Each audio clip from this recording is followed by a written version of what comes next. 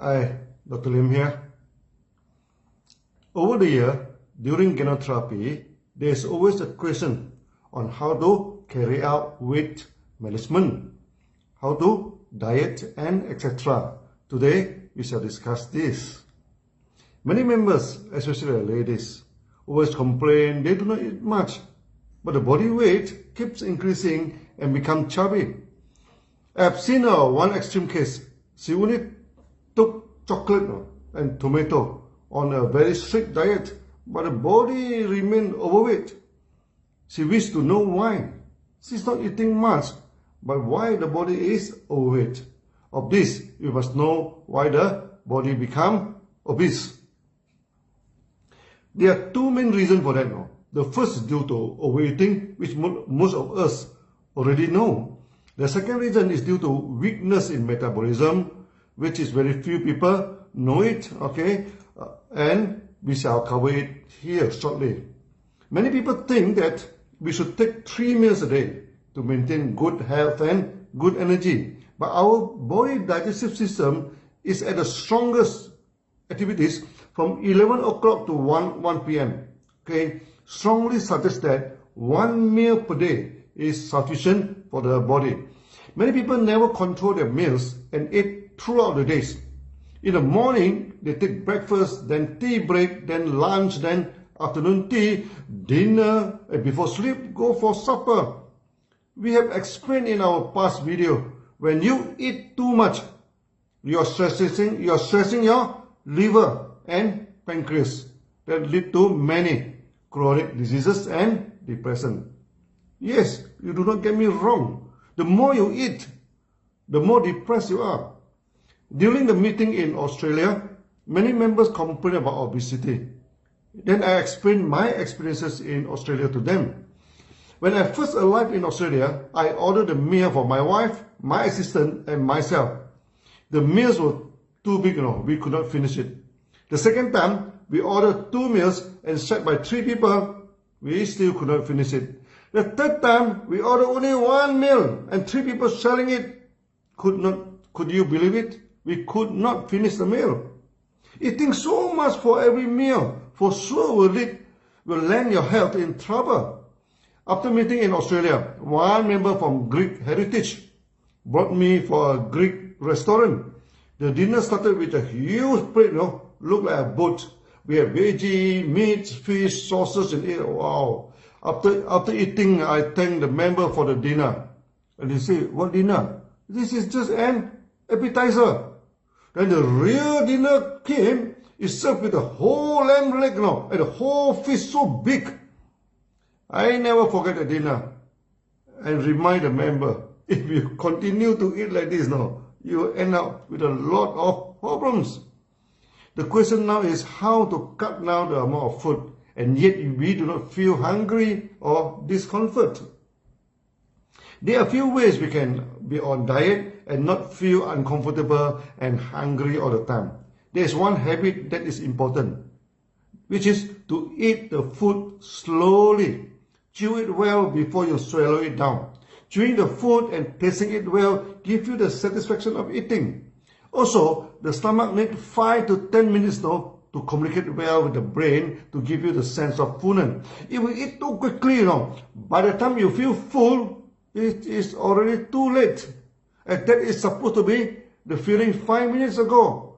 Can you imagine how much extra food you eat during these past 5 minutes if you eat quickly? So, eating the food slowly is a first step to manage your food. Next is taking big meal a day, 1 big meal a day, and small meals other times. The time of big meals, preferably around 10:30 to 1 p.m.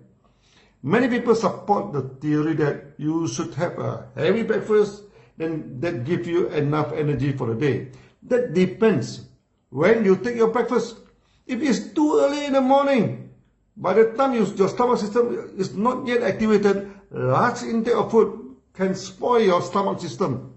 So the best practice is when in the early morning, taking only liquid meals for easy digestion, then go for a big meal around 11 a.m. to 1 p.m. Then later part of the day, take only liquid meals like congee or porridge. This is a good way to be on diet, as intake of liquid meals prevent the hunger feeling. When you get used to that type of lifestyle, you never feel hunger and stomach problem. Try to cut down your food suddenly, to go on diet is not a good move. When you cut down your food, you send a wrong message to your brain. Food is not sufficient.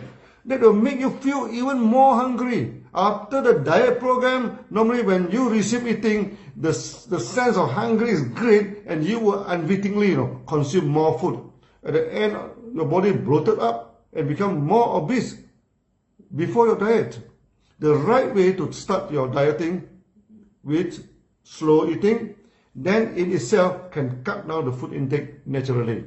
Then goes for one big meal and two small meal approaches, using liquid meals to replace the solid meals. At the same time, high fiber food like mushroom, wild vegetables, seaweeds, and etc. should be put into your diet. That give you the fullness of eating less a lot of calories. During this COVID period, the DXN started to promote the hanging garden at home and selling the mushroom logs so that you can get fresh mushroom at home, wild veggie logs, and you can get wild veggie gardens. So also seaweed for the food program. This is started in Malaysia and we shall promote it throughout the world. The other known reason for obesity is due to weakness in metabolism. When your body digests the food, you get sugar for energy and other nutrients like protein, etc. to build up the body. So when the food is more, then the surplus sugar and the nutrient will be combined for fat and stored in the body. When the metabolism or digestion is weak, this process is short-circuited. Before your body uses up the required amount of sugar and nutrient, they are prematurely stored as fat.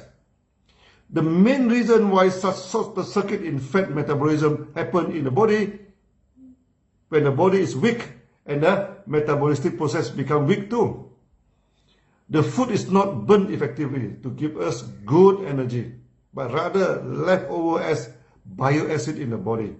You need organic acid like citric acid or acetic acid to complete the burning in a circle known as citric acid cycle.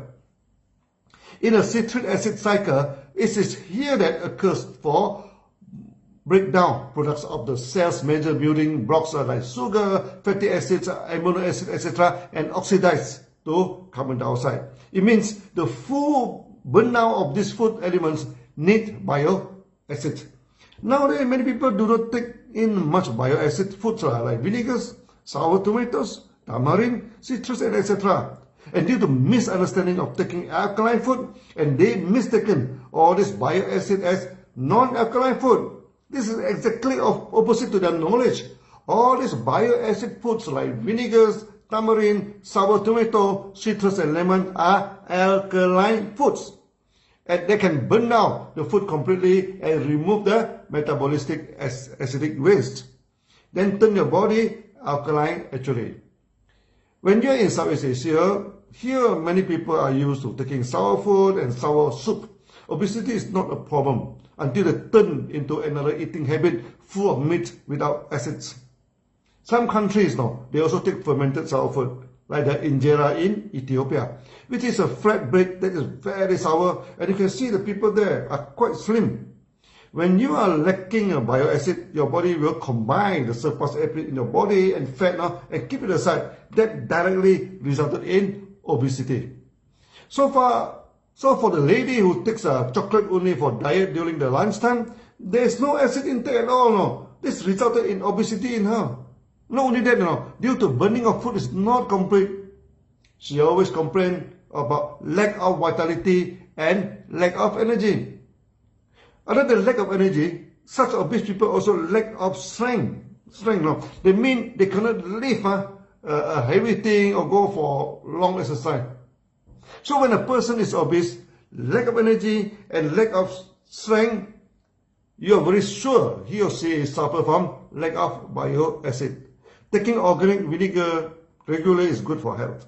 DXN has produced moringa, cordyceps, vinegar, etc., which are full of bioacid and very good for health.